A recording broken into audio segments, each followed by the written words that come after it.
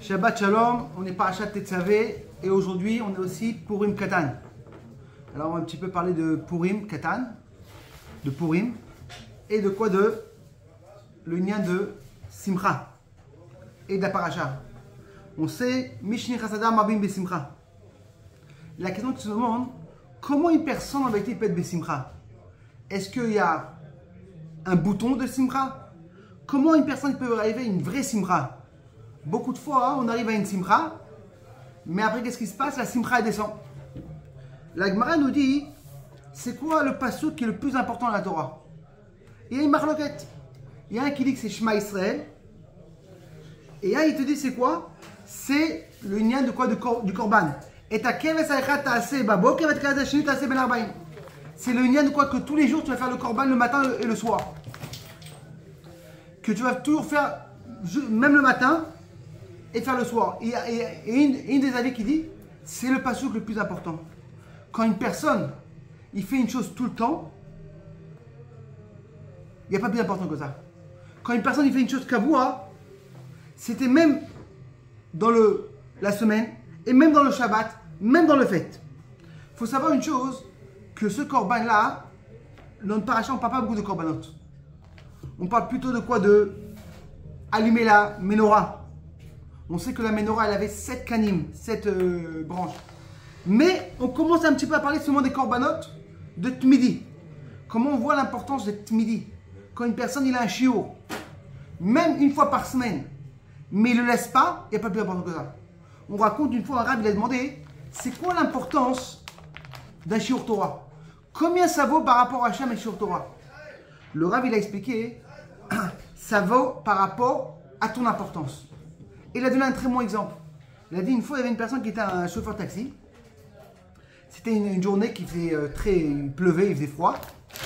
Et les gens cherchaient un taxi. Et tout d'un coup, une personne l'arrête. Il dit, écoute-moi, il faut que tu me prennes en urgence à Haïfa, j'ai un mariage. Je suis depuis 20 minutes, j'ai cherché un taxi. J'ai la choupa de mon neveu, prends-moi. Il dit, écoute-moi, la vérité, je peux te prendre, mais j'ai un problème. J'ai mon cours de Torah. Non mais écoute-moi, je te donne le double comme ça coûte. Et tu m'attends. Je dis, je peux pas. J'ai mon cours de Torah du mardi, je peux pas le rater. Depuis Borchem 3 ans. Et t'inquiète pas, tu vas trouver quelqu'un d'autre.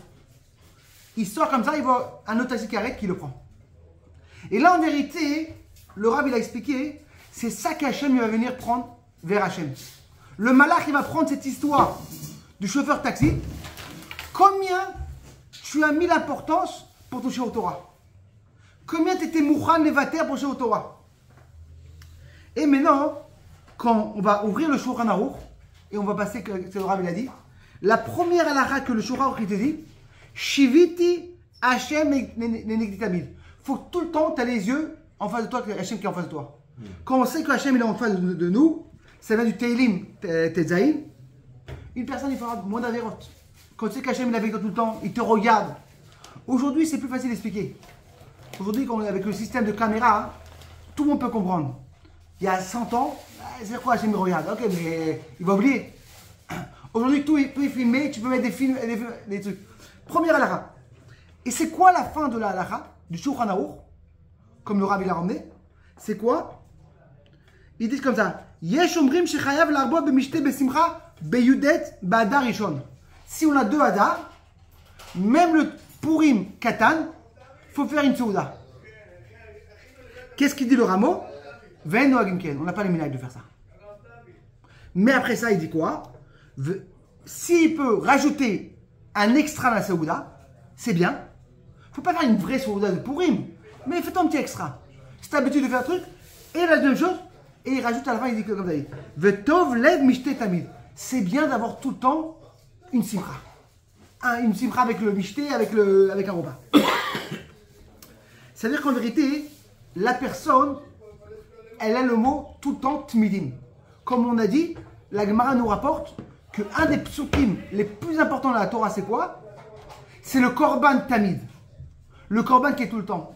Quand une personne, il a une chose qui est tout le temps, il n'y a pas plus important que ça. Quand une personne il vient à Shiur, allez, une fois pas oui, une fois non, il vient non.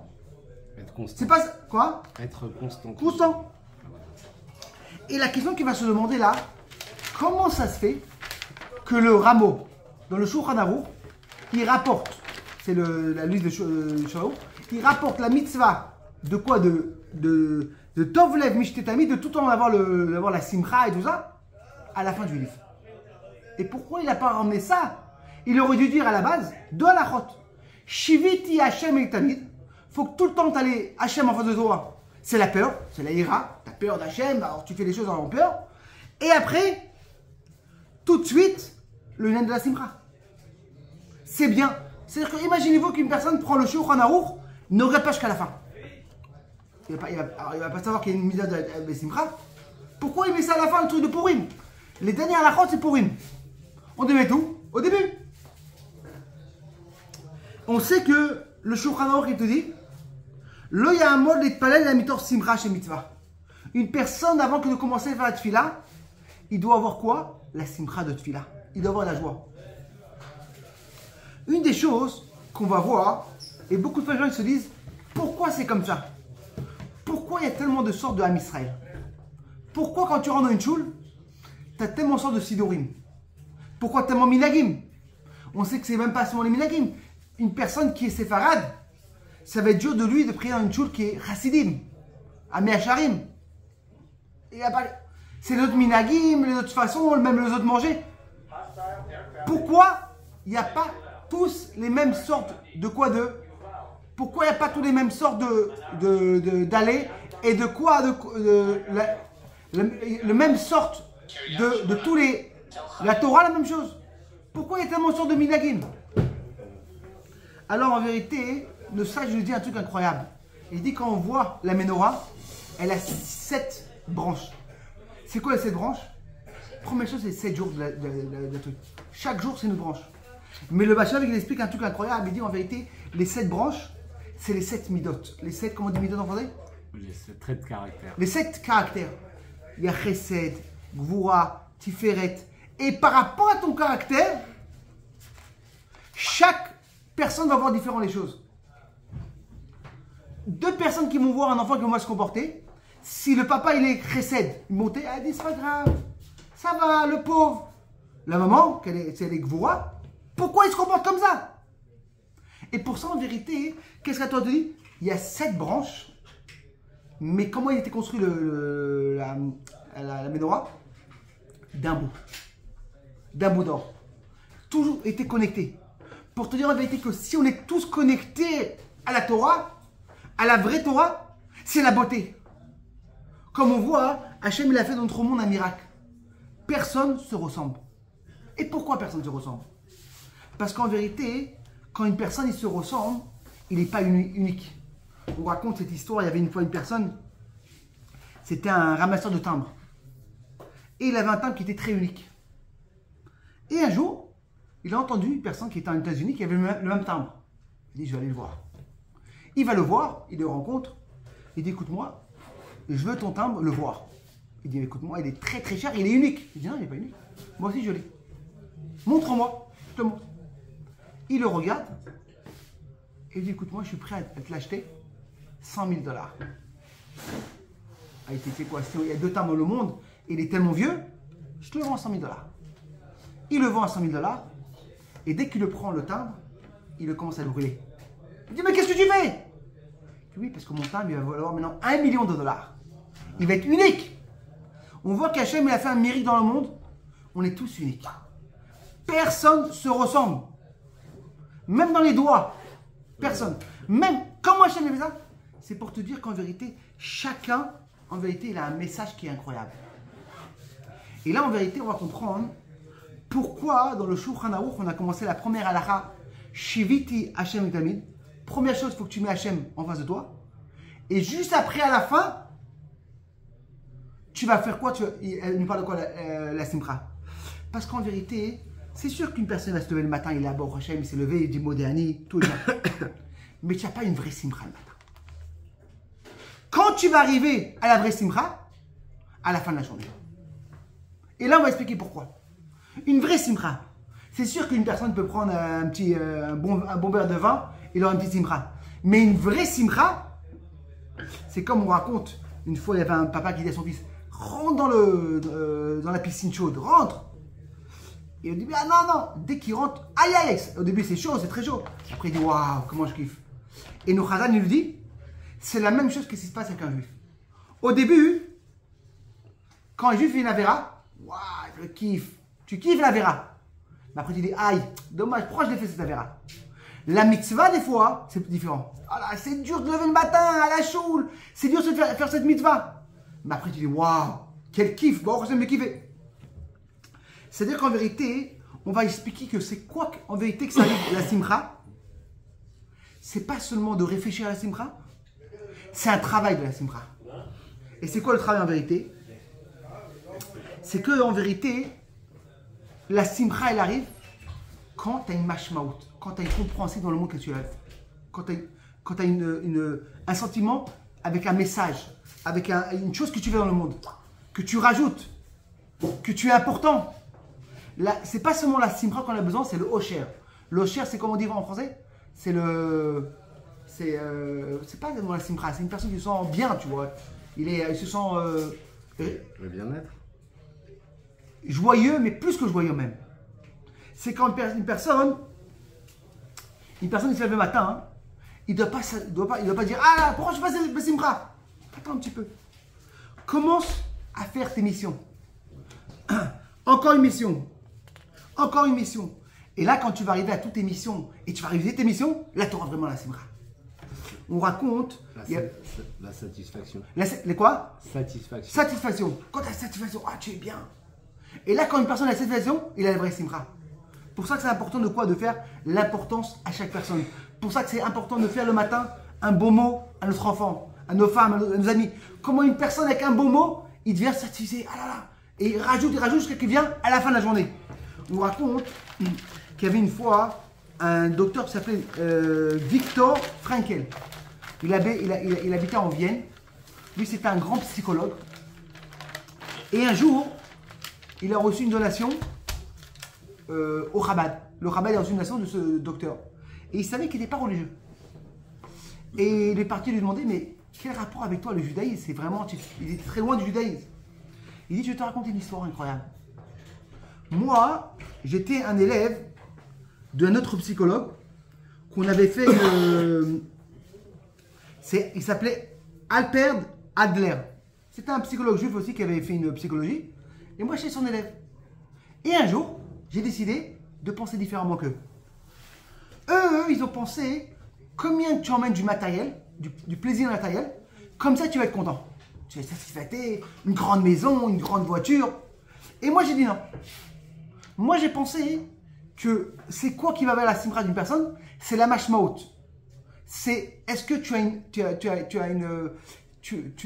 une vision dans la vie, un rêve dans ta vie? Et est-ce que tu vas réaliser ton rêve? Une importance. Est-ce que les gens vont te rendre importance? Est-ce que tu as une importance dans ta vie? Tu as une raison? Et d'où j'en ai ce travail-là? C'est que moi, j'étais à la Shoah et j'ai remarqué. Il y a des gens qui ont survécu la Shoah et les gens qui n'ont pas survécu la Shoah. Les gens qui avaient une raison pourquoi sortir de la Shoah, ils sont sortis.